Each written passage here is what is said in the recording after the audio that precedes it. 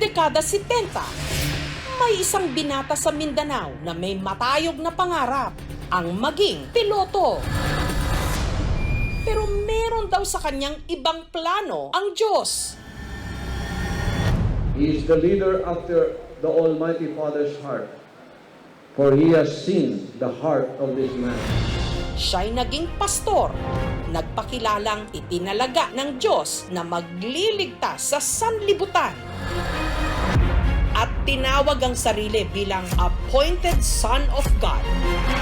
Siya si Pastor Apollo Carion Kibuloy. With the Father's guidance through His appointed Son, Marami ang naniwala sa kanyang mga pangako at salita.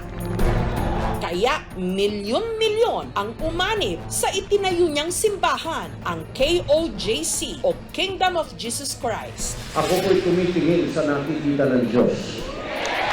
Libre na imong tanan. Sa amo mga membro, wala po niya ipasagdan. Provided mi nila og mga allowance, si pastor ang naghahatag. Nagkaroon din siya ng sariling istasyon ng telebisyon kung saan niya iniere ang kanyang church services. Naipatayo rin niya ang pinakamalaking indoor arena sa mundo. Pero ang nagpapakilalang hari nahaharap ngayon sa patong-patong na reklamo. Kabilang na ang mga kasong sexual abuse, money laundering at human trafficking mula mismo sa mga tumiwalag na miyembro ng kanyang simbahan. Huwag ko daw pagdudahan ang anuman na mangyayari sa loob ng kwarto kasama si Kibuloy. Basta ibigay ko lang daw ang sarili ko. Came to my room to have a and I was crying. I said that I don't want. He got mad at me. He said like, you're going to hell because of that. Ilagyan nila yung mata ko. Ilagyan nila ng sili yung ari ko. Being the appointed Son of God, sent in these last days of the Father's emissary, Ang nagpakilalang tagapagligtas. that it is the Father Almighty's perfect will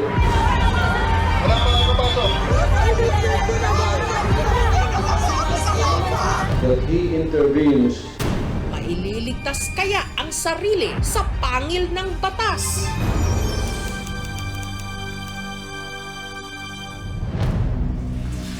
Ang pangakong paraiso sa lupa sa kanilang mga miyembro narito sa Davao City, kung saan itinayo ni Kibuloy ang kanyang kaharian.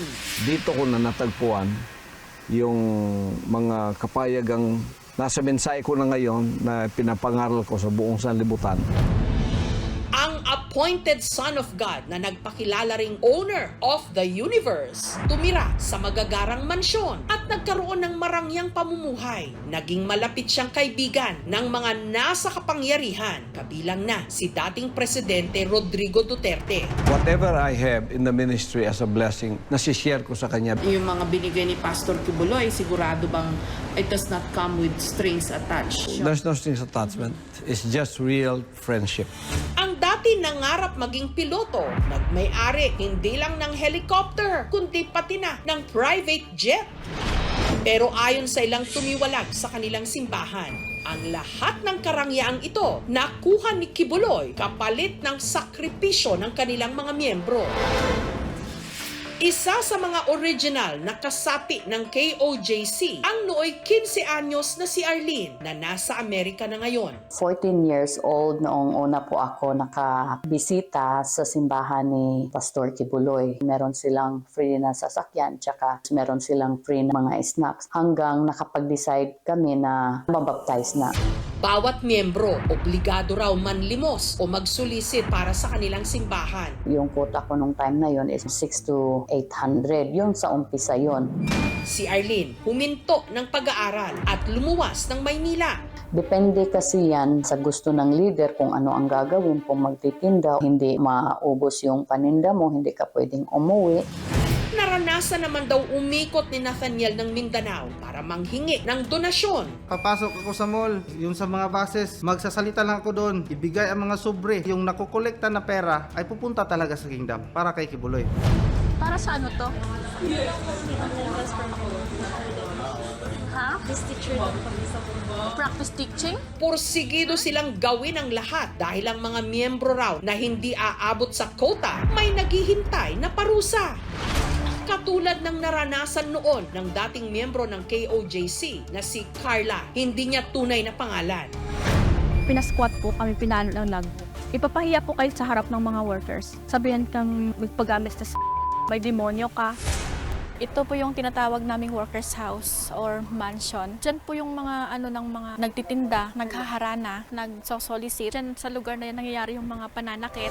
Hanggang sa sina Arlene, Nathaniel at Carla, pare-pareho raw na tauhan. Kalaunan, tumiwalag sa KOJC. Hindi ako makatulog kasi yung conscience ko, umiiyak ako, sinasabi ko sarili ko, gusto kong sumamba sa totoo na Diyos. Inassign po ako sa Cebu. Doon na po ako naman lagi sa may PRS. Nagtago lang po ako sa may internet cafe buong araw para hindi ako nila makita. Sabi ko, enough is enough. Ang mga miyembro ng KOJC may tinatawag na Prayer Mountain na nagsisilbi nilang spiritual sanctuary. Nasa Kalinan District ito, malapit sa paanan ng Mount Apo. Taong 2008, sa kagustuhan daw ni Pastor Kibuloy na mapalawak pa ang 8 ektaryang lupa sa Barangay Tamayong, pati lupang pag-aari ng mga katutubong lumad, di umano pinagkainteresan niya. Mas nauna pa sila kay Kibuloy. Diyan na sila isinilang, diyan sila lumaki. Ang claim talaga nila ay sa kanila yung lupa. Ang mga bahay ng mga katutubo, di umano, pinasunog ng pastor. Napaslang din ang tumayong leader ng mga lumad. According to the narrative, ang perpetrator ay yung Kingdom of Jesus Christ. Pumunta sa CHR, nagpa-file ang mga cases against. Pero as to negotiate with Pastor Kibuloy, walang nangyaring ganon. Ang paratang sa kanya, mariin niyang itinanggi. Sa ngayon, on negotiation process pa sila. Yung mga issues naman sa mga is nandun naman yun sa court, so that is already the jurisdiction of the court. Pero ang pinakamalalang kasong kinasangkutan ni Pastor Kibuloy, sexual assault sa mga babaeng miyembro ng kanilang simbahan. Isa sa kanila ang nooy menor de edad na si Amanda, hindi rin niya tunay na pangalan, na naimbitahang magbigay ng testimonya sa Senado. 10 years old po ako nung naging full-fledged member ng KJC ang tatay ko. Doon ni-recruit kami ng kapatid ko na maging full-time workers. Ang sabi sa amin, bibigyan kami ng libreng paaral at magkakaroon ng allowance, may free board and lodging. Nung una, ordinaryong miyembro lang daw ng KOJC si Amanda hanggang nabigyan siya ng bagong tungkulin na magsilbi kay Pastor Kibuloy sa tinatawag nilang night duty. 17 anyos lang daw siya noon. Amanda, connection mo ito sa amahan. Isanctify mo ang sarili mo. Parte daw ng trabaho ng Ministry of the Pastorals na imasahe si Kibuloy. Special privilege daw ito dahil hindi naman daw lahat nahawakan at nakakalapit sa anak ng Diyos. Bago ako maligo, binigyan ako ng isang t-shirt na may botones at pajama pants. Isang bote ng shampoo at lotion na pabangon na paborito daw ni Kibuloy. Maligo na daw ako at magkuskus ng maayos. Hanggang sa ang pagmamasahe sa pastor, di umano nauwi sa panghahalay. Sinimulan niyang tanggalin ang botones ng t-shirt ko. Nung nakahiga na ako, kung may babawasan si Kibuloy, tapos sinimulan niyang halikan ng leeg ko, nanigas na ako ng husto. Gusto kong sumigaw ng tulong at tanungin kung ano ang ginagawa niya. Pero naalala ko na bawal akong mag-question. Ang dami kong tanong pero inisip ko na lang para makampante na baka ito ang kalooban ng Ama sa buhay ko. Alaunan, nalaman ni Amanda na hindi lang pala siya ang nag-iisang biktima. Marami sila. Marami po akong mga kasamahan na mas bata pa sa akin. Kasi kahit nanggaling po kami dun sa loob, nandyan pa rin sila para sa akin. Sabay-sabay kami lumaban. At hindi lang mga Pilipino ang naging biktima di umano ni Kibuloy. Ilan sa kanila galing pa sa kongregasyon ng KOJC sa ibang bansa, sina Sofia, Nina at Iona. Hindi rin nila tunay na mga pangalan. Mga biktima di umano ng pastor na mula pa Ukraine na noong 2010 to 2012 lumipad pa Davao para raw maging pastoral ni Pastor Kibuloy. Are you ready to sacrifice everything to God, to the Father, like pastor. I leave my job, so I would sacrifice a lot of. So what do you mean? Even your body you can sacrifice. Little by little, he just turned to me and he removed my clothes. I was very shocked. I supposed to turn 18 already, and she told me, so you need to have with pastor. Of course, I cried. I have to do that if I want to be a truly daughter of the Father. He sleeps with everyone. At one night, he can have not only one girl, he will call one, and then after that, another one. One time at night, he came to me, to my room, to have a and I was crying. I said that I don't want. And he got mad at me. He said like, you're going to hell because of that. Sa pag-asang makaligtas, si Iona nag-isip pa raw noon ng maidadahilan. And I will say that I cannot go because I have my period. And she won't believe me. Isang nagngangalang Cristina Angeles na dati di manong miyembro ng simbahan ang nagparatang kay Kibuloy na nagpapatakbo di mano ng isang child sex ring sa Hawaii. Inabuso rin di mano ng pastor ang complainant nung siya'y menor de edad pa lang. Taong 2018, sa korte sa Hawaii, sa Amerika, sinampahan ng kasong sexual abuse si Kibuloy ng isang dating miyembro ng KOJC na nakabase na sa Amerika. Hanggang taong 2022, si Kibuloy napasama sa most wanted list ng FBI ng Amerika. Iba-ibang kaso ang final nila. Isa rito is human trafficking. We will have to look at and review our extradition treaties with other countries. Gayunman, malaya pa rin nakapamuhay si Kibuloy sa Pilipinas at lahat ng paratang sa kanya, mariin niyang itinanggi. We have had enough hatred. We have had enough bitterness and disunity. Sa kabila ng mga isyong kanyang kinasangkutan, ang ilan sa mga miyembro ng KOJC nananatili ang pananalig at pagsuporta kay Kibuloy. Katulad ng magkapatid na sina Michelle at Fe, hindi rin nila tunay na mga pangalan. Ako mga lulag-lulo, Jud. Ang una ani nga religion. Siya ang gipadala sa Ginoo para sa tanang katawan. Tabangan pod mi niya. Mutaba sa ospital, sa eskwela. Sa katunayan, ang bunsong si Fe naging scholar ni Pastor Kibuloy. Secondary education akong gikuha sa eskwelahan ni Pastor. Provided na tanan gikan sa uniform, sa among PE. Wala mo po may nakita nga dautan ng gimo si Pastor po.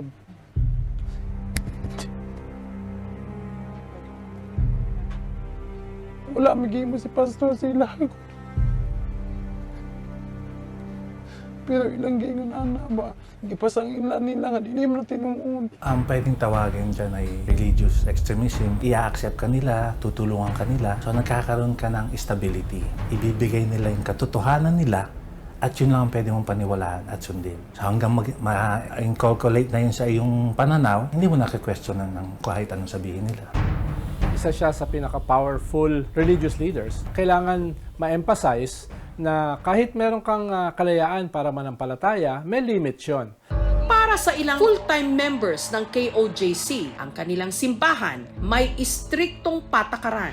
Bawal silang magsuot ng maikling damit. Hindi rin sila pinapahintulutang magkaroon ng recreational activities gaya ng panunood ng sine, lalo na ang pakikihalubilo sa mga hindi miyembro ng KOJC. Meron daw akong naging girlfriend kasi bawal na po daw yun. Pero hindi po yun totoo. Nagpaalam na ako nalalabas.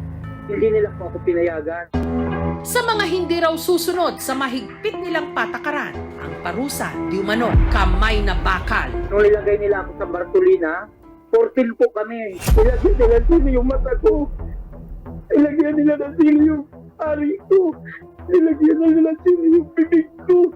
Almost 5 hours po ako hindi nakakita. Sigaw lang ako ng sigaw pag-igalap ko. Samantala, sa kabila ng mga inihaing sabina ng Senado sa kinasangkutan niyang mga kaso, si Pastor Kibuloy walang dinaluhang pagdinig. Isinilbi na ng mga otoridad ang arrest warrant laban kay Pastor Apollo Kibuloy at 5 iba pang akusado. Nitong mga nakaraang buwan, sunod-sunod na inilabas ang mga warrant of arrest at arrest order laban sa kanya. Pero si Pastor Kibuloy naging missing in action. Kaya ang DILG naglabas ng milyon-milyong pisong pabuya sa makakapagturo sa kanyang kinaroroonan, pati na sa kanyang mga kasamahan. Ipina-freeze din ng Court of Appeals ang kanyang bank accounts at mga sasakyan.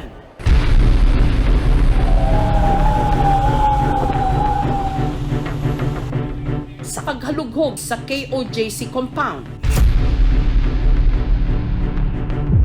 may tunnel na di umano posibleng pinagtaguan ni Pastor Kibuloy. And meron siyang basement or underground. Walang aircon, walang ilaw, ang init sa loob. Lalo pang tumaas ang tensyon nung inalmahan ito ng mga miyembro ng KOJC na gumawa pa ng human barricade. Ang Davao Regional Police pinalughog ang KOJC compound.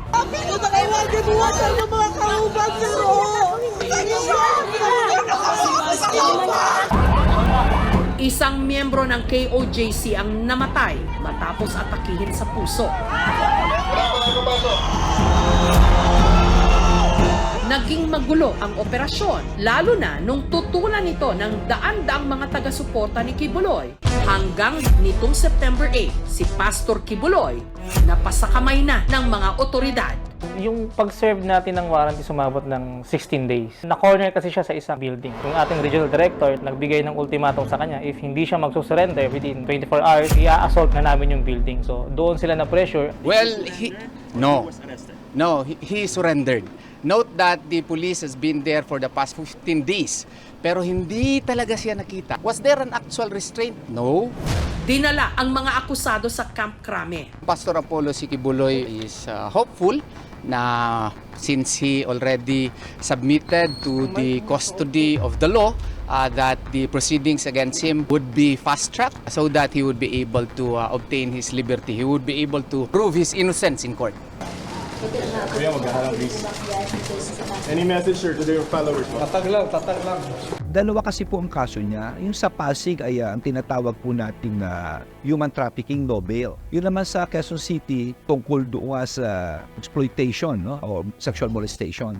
Yung isa po sa Quezon City ay no bail. Napakalaking bagay nito para sa mga victim survivors. Dahil utang natin sa lakas ng loob nila na sabihin yung totoong nangyari sa kanila. Palapit na yung araw na makakuha ng hustisya o kahit kapirasong hustisya yung mga victim survivors. Umaani na din siya ng consequence sa kanyang ginagawa. Nag-prevail talaga yung justice ni God.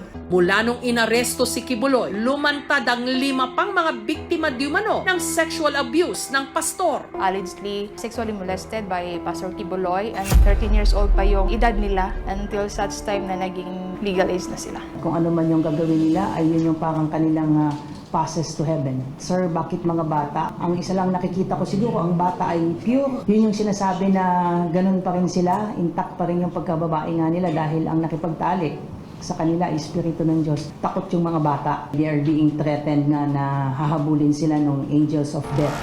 Sa ngayon, 50 hinihinalang biktima pa ang pinaplanong i-rescue ng mga otoridad. Nung nakahiga na ako, kung may babawasan si Kibuloy, tapos sinimulan niyang halikan ng leeg ko, nanigas na ako ng husto.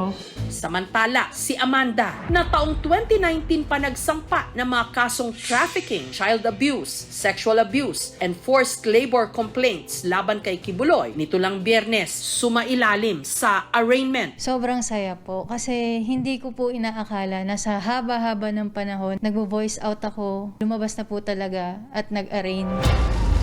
Kuya, maghaharap please. Any message sir to their followers? Tatag lang.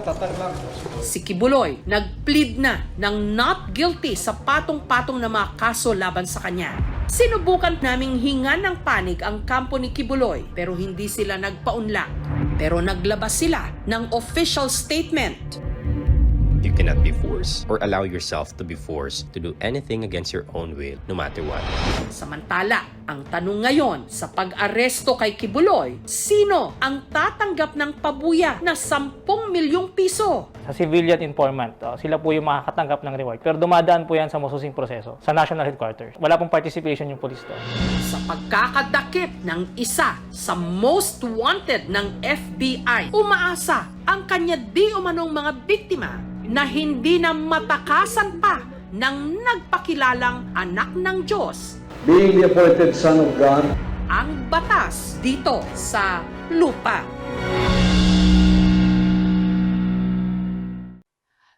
Thank you for watching, mga kapuso. Kung nagustuhan niyo po ang videong ito, subscribe na sa GMA Public Affairs YouTube channel. And don't forget to hit the bell button for our latest updates.